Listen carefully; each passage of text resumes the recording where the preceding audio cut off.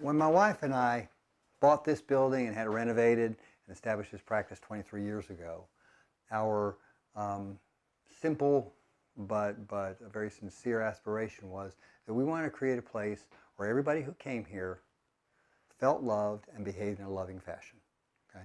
And that this goes to that most primary tenet that is the foundation of every major world religion, which is the one which says, love your neighbor as yourself. And I can remember when I first read that as a child, thinking, oh, that's a good idea. I think I'll do that, you know, and really set out trying to do that, not realizing that in fact the struggle with this issue is the struggle of mankind, is the struggle of existence. We are separated out into separate bodies with separate needs, separate histories, all kinds of emotional reactions, okay? And making that concept work is the source of almost all human struggle. Everything from the self, which is just that ability to, how do I effectively love myself, right? It's not just self-esteem, which is, oh, I think I'm a good person, which is a nice thing to have, but it's also loving myself in terms of, how do I have expectations of myself? How do I make myself be a better person? How do I hold myself to a higher standard? You know, all the different things involved in that, that is individual psychotherapy. We go out from there to marriages. Okay, marriage is the smallest community, unless you talk about self as being a community, because in fact it is kind of a community itself, but the most intimate and smallest community is marriage. And we know that people go into that with the very finest of intentions. Okay, this is a person in the whole world that I've met who I want to make my life partner. I want to join with them and two become one. And I come in with the very finest of intentions, and yet at least 50% of marriages in America end up in divorce. And in truth, the statistics seem to suggest that it's more like 60+% for second marriage and 70+% for thirds. It's a whole lot harder than you think. And the thing is, of those people who remain married, if you really ask them and you do private little questionnaires with them, you find that a really big number of them are really just unhappy, but they don't feel like they have a viable option. Okay? And these are for people who are like, this is the best person I can go to. Okay? We move out from there, we move to family. And you know, people have children, and as I explained to kids, it's like, you know, when you make that choice, that's a huge responsibility to take on. And that your parents really are devoted to you because they're not getting near as much out of it as you are. And yet, think about the kind of struggles that take place in families. The number of kids who grow up feeling unloved from parents who really, in their hearts, love their kids. You know, it's not that they're although there are plenty of people who abuse their kids or are really just kind of self-centered and don't really try, but the majority of people are trying really hard, and yet the child still feels unloved and resentful. It makes you crazy that can go on. And we move out from there, we move out to community. Community is civic groups, businesses, you know, your employer, schools, children's activities, all those different ways you connect in your community. And in each of those, again, we're trying to do that same thing. We're trying to create that loving and connected experience. And yet, you know, if you're a dad who ever coached your child's sports team, you know that that doesn't really go as easily as you thought it might. Certainly it did not go that way for me. And we move out from there. We move out all the way out to our society, which affects things like our economy, our government, and so on. All of these are the same concept, which is they are communities we create. We are designed to be communal creatures, okay? We live longer, we live healthier, and we are safer when we live in a group. However, making that work is unbelievably difficult. And it is the whole reason why psychology exists. It's the reason why law enforcement exists, and law, and government, you know? All those things are just trying to get people to love each other effectively. And yet you see the struggle we have. You can look what's going on in America right now with just the struggle over whether or not people should wear masks or not, whether you should go to work or not, you know. They're polarized in that. And in each case, though, most of the people on both sides are really believing they are doing the most loving and conscientious thing they can do. So that's the foundation we have to get when we look at this whole thing about how do we make this loving each other thing work. One of the simplest ways I talk about that is this, is that whether you look at it from a spiritual perspective or just a very pragmatic psychological perspective, I'm not going to push people, my biases on people in that regard, but what it's looking at is this, is that I'm looking to create a positive flow between me and other people. And I believe there's a kind of spiritual energy that takes place there, but it could be, we could consider it emotional energy, whatever you want to call it. I'm looking to put things out in the world which will create a positive effect with other people, which then have them bring positive things back to me, whatever that is, okay? I'm trying to put the best thing out and take it in the way that work, and yet we see what kind of glitches there are with that. It's like, I may mean very well, but what I put out creates offense, okay? And then that offense creates somebody reacting to me, and then react back again, and this is how life works. This is where the struggles lie, okay? And so it's a whole lot tougher than we think. And so what we're looking for is ways to make this flow between people work. And what we know is on a very physiological level. You know, you've heard people talk about how runners get a runner's high, and they talk about what's the chemical they say that you create much more of in your brain and your nervous system that makes you feel much better when you do a whole lot of running or intense exercise. You remember what that's called? Melatonin's good, but what's it's called endorphins. Endorphins and enkephalins, okay? Endorphins and enkephalins are neuropeptides. They're kind of like neurotransmitters, but they're a little bit different in how they work. But you create more of them. They're feel-good chemicals. Now, but really what the researchers say is that endorphins are actually much more strongly created in what the researchers call human bonding experiences. This means really intense, strong, one-to-one connection or group connection with other people. Okay, things like going through basic training together. There's a bonding experience there. Okay, you know, parent-child endorphins. In fact, there's different kind of endorphins for parent-child endorphins, friend endorphins, romantic endorphins. They're a little bit different chemicals, but they are a feel-good chemical that is very much like, sort of like an opiate you create in your own nervous system. And so there's a real indication that we are designed to create this feeling. It makes us feel good, and in fact, those things not only make us feel good, they make all the parts of our body work better. It's like lubricant for our system. Everything works better when we feel that way. So we are made to love each other, and we're so bad at it. We're so bad at it, okay? You know, so that's my whole career is just figuring out how to make that work. And I've been around a long time and done it for a long time, and I'm tripping over that issue every hour, you know. It's tough and complex. So we're going to talk about one piece of that. And what I want to start with to kind of lay the groundwork for this is, if we think in phenomenally simple terms about this love thing, what we're talking about is there's two kinds of experiences being put out to create that love. And they are both experiences I create for myself or for others. And so what I'd say is that on one hand, love is doing for others, giving to others, tolerating others, okay? Which is generally what we think of as when we think about love, is those things. I'm going to be generous and give to you. Same thing applies to me, is that doing for me, giving to me, tolerating myself is a love of self. But also love is expecting of others, requiring of others, and setting limits and boundaries with others. That's also love. And the trick is, how do I balance that flow, okay? Some people live in a flow where it's all about, I'm giving and doing and tolerating out there, and I'm expecting and requiring and setting limits and boundaries here, okay? Which doesn't work well, let me tell you. I've tried that one, works very badly. Very painful, doesn't work at all. So there's all kinds of balance in that. And so that's kind of what we're looking at in a very simple way to talk about this very complex issue, all right? So we go now from this general idea to just a technique that is a way of doing, particularly seeing to that expect of, require of, and set limits and boundaries with people, okay? It also can have some of that do for, give to, and tolerate character to it, but it's more about how do I create the rules of this relationship in a way that doesn't create all kinds of negative reactants, but gets compliance and cooperation. That's what I'm shooting for. And so that's what we're talking about today when we say assertive communication. Now, one of the things right off about assertive communication that I've heard for years and years and years is, how many people have gone over and sort of verbally whacked somebody in the head saying, I'm being assertive, okay? It happens a lot, you know. I was just being assertive. No, you're attacking that person. That is not an assertive action. So we're going to talk about what does this stuff mean to start with, okay? So we start with this first word, which is assertiveness, okay? And assertiveness means a simple definition for it, and you'll have it on these handouts in front of you. It says, presenting your needs in an effective manner that is likely to get collaboration with minimal offense or conflict, okay? That's what we're shooting for, and there's a real balancing act with that, okay? Because on one hand, I got to make a strong enough statement to actually penetrate somebody else's thick skull to get them to stop doing the dumb thing they're doing and to make a change in it, okay? Dumb thing, that's a little severe, okay? To doing the less than optimally functional thing, to do something more functional. And so I got to penetrate their skull, okay?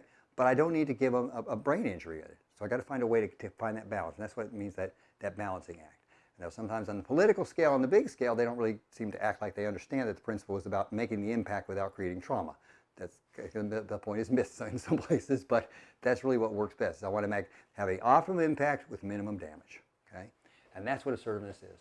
The next one is aggressiveness. Aggressiveness means, whether by intention or just effect, I am doing things which make other people emotionally uncomfortable to basically just get them to do what I want them to do, okay? The most obvious one is basically an attack. Okay, sort of a verbal attack or being aggressive. But it can also be by someone being sort of victimized in manner, saying, oh, okay, I'll just do it myself. That's still an aggressive act, okay? You know, something that whether, I said, a lot of times people don't mean to do it. I was just talking to a lady earlier, and Lynn knows who I'm talking about, a very colorful lady that we see in therapy, just a sweetheart of a lady, but she's like, she needs to decaffeinate it. She is just like a bull in a china shop interpersonally. And so, she says stuff and you think, oh, I hope you don't say that out in the world, but I think she does. She means nothing but love, but in that manner, she's creating offense. And so we're talking about this can be either by intent or by effect. Either way, what it is I'm basically making people do what I want because I make them uncomfortable. Okay. The last one is passivity, which means that I am not speaking up or acting in my own interest. And the beliefs behind each of these are generally defensive. This one is this person often believes they are being a, quote, good person. Okay? I'm not asking for too much of the world. I'm not creating offense of anything. I'll just do it myself, that sort of thing. Feels and seems very saint-like, okay? And that really is often what we call when we say this is a good person. What they mean is this person does a whole lot of stuff for everybody else and doesn't expect anything. I really have had to rethink whether or not that's what a good person means. That really isn't what being a good person is, okay? A good person is a much more complex thing than that. So these are different styles. The truth is, at any given point, we do one or the other. It's not like we always live in one zone, okay? But now when we talk about what do we do? Components of assertiveness. The first thing we want to go with is preconditions, okay? Preconditions means what do you want to create as an ongoing experience so you'll be successful when you do need to make an assertive intervention, okay? And the first thing we look at is warm relationships, okay? You want to, as much as is possible, have genuinely warm connection to the people that you meet, okay? And that is on one hand just being friendly, but on the other hand appreciating the things that they do well, because you're kind of, there's that whole concept about sort of adding points, you get points, and if somebody can hear enough positive things, then they can hear a negative thing. And so, there's actually some parenting research that's probably 30 or more years old. It was really pretty clever where a fellow up in Washington State, a university professor, sent his graduate students out, and graduate students are basically slaves. You can make them do whatever you want, Y'all know that, right?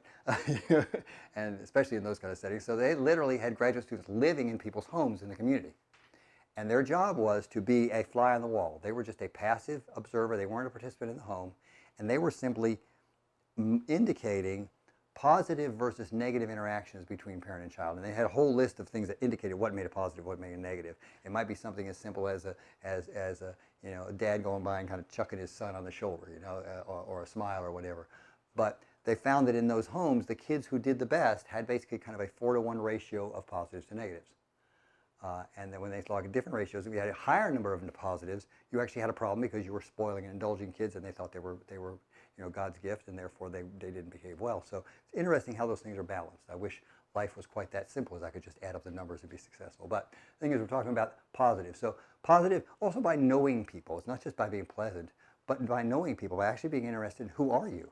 Who are you beyond this moment in time in this particular situation I'm in with you? I want to know who you are. When people feel like they are known and approved of in that knowing, then their chances of being receptive are much greater. So whatever you can do in that regard in the world, it pays off. Now, on the other hand, if what you are is in that knowing everybody, you are so servile and so overly tolerant with people, you're not really achieving the same goal. What you're doing is you're actually spoiling people. You're actually making people entitled to being treated like royalty, and therefore, if you do ever take issue with them, the difference is so shocking that people have issue with it. And so you got to find a balance there, and believe me, I don't have the exact answer, because I'm making those mistakes every single day. It is that complex. And the truth is, what was the answer yesterday is not the answer today with the same person. So it's really a thing of reading your audience and knowing what feels best at that moment and trying to correct as you make mistakes. The next one is that assertive interventions are best made in private. Okay, so when we talk about this kind of thing, one of the tough things is I believe in on a functional level, but also on a spiritual level, that the thing is that in this world, we are supposed to be developing truly loving, functionally loving relationships with as broad a group as we can. And it starts small, because if we don't do this part right, then jumping out and doing well in the community, but I don't have a good marriage or family, ain't how it's supposed to work, okay? Or if I don't really feel I'm not really good with myself, then anything I do from that point doesn't go well. So you're building out, but we really are supposed to build it as broadly as we can, because the more people we can bring into sync and collaborating, the more worldly power you gain, and really in a spiritual perspective, the more spiritual power you gain, okay? And so we're really trying to achieve this, but it's so hard. So here's how we talk about it. So we set this up, but when we talk about doing the interventions, they're best done in private. So even though we're looking for this bigger and broader and broader and broader kind of impact, addressing an issue I have with you or you,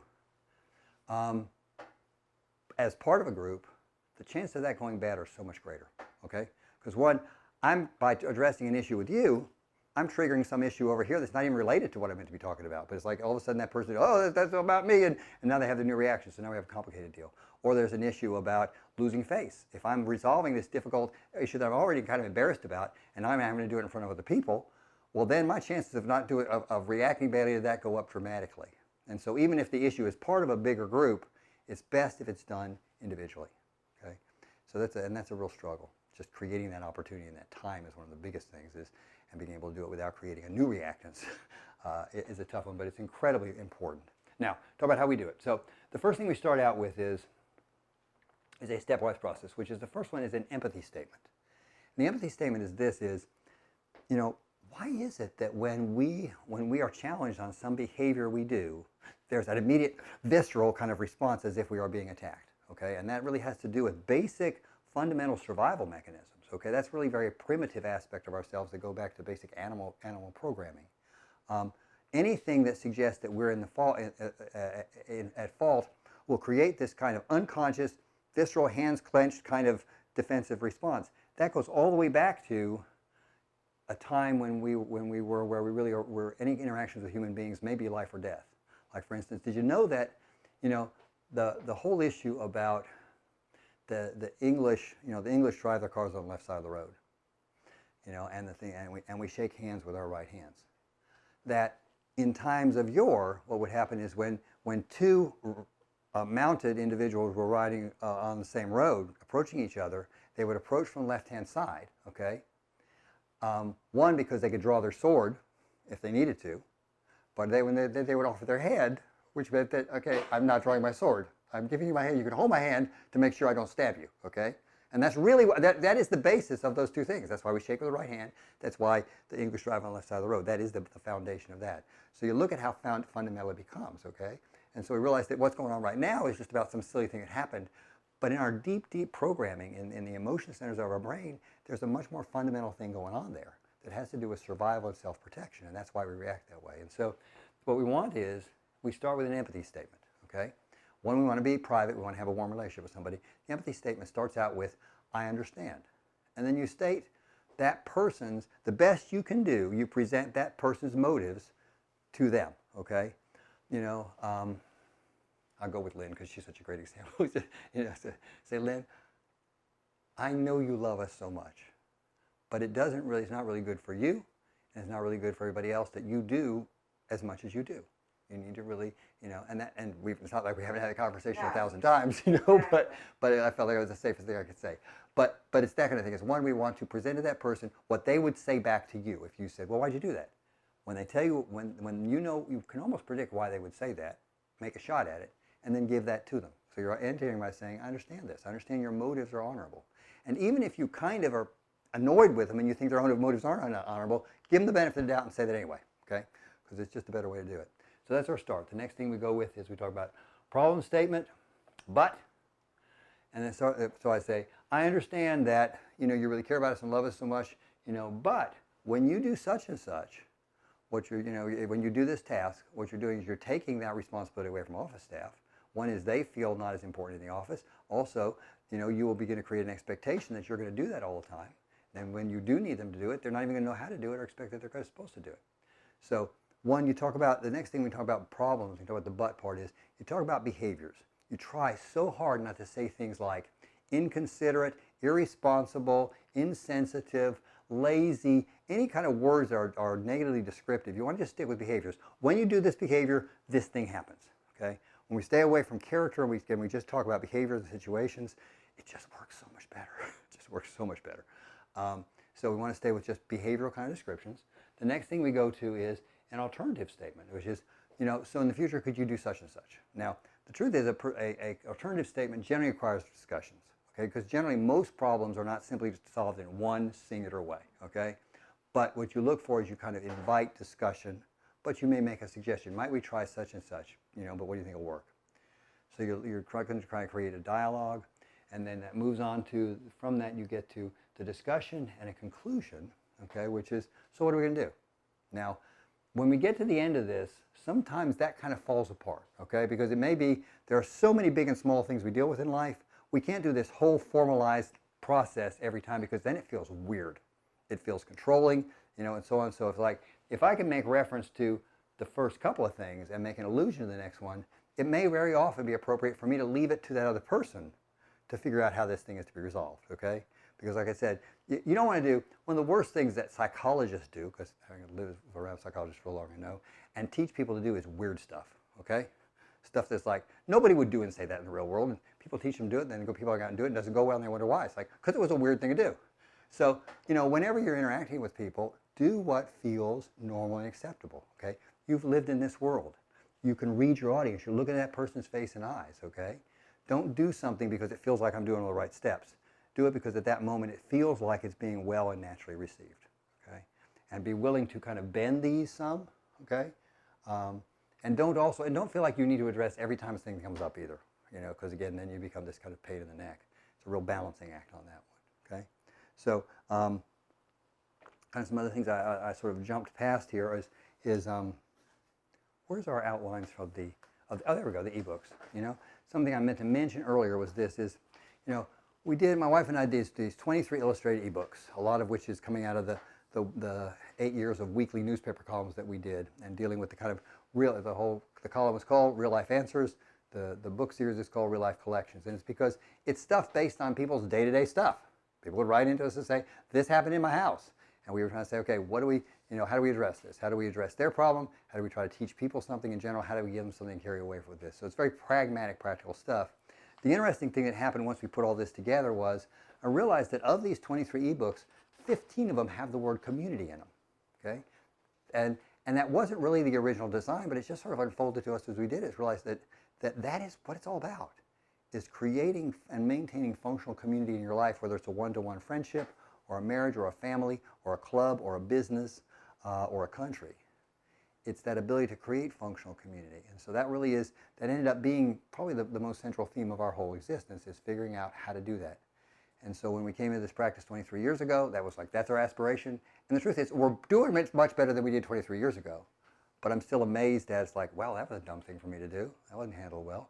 So it remains infinitely complex. So I don't expect that people do it perfectly. But the one we have on this one that's related to, we're doing this in a business setting, an office setting. So we'll talk about it being created. This is the one that says creating community at work. So that's our ebook for this one. But we really pretty much have one for just about any community that you're going to live in.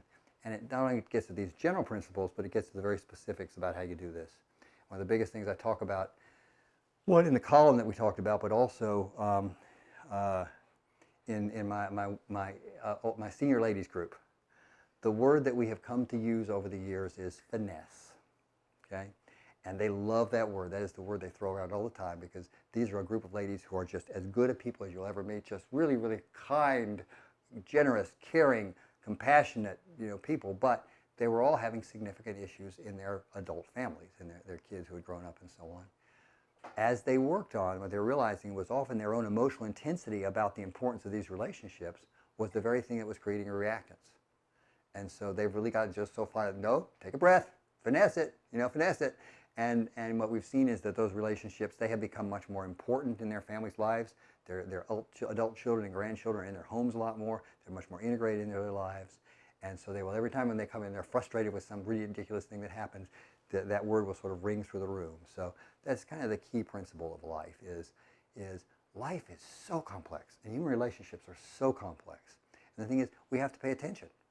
And we try to, like I said, in this whole thing about, I want to make an impact, but I don't want to create an aneurysm, okay? I want to find a balance in there somewhere. So that's kind of our lesson for today, okay? Is that good? So, and for our listeners, please remember to sanitize and subscribe.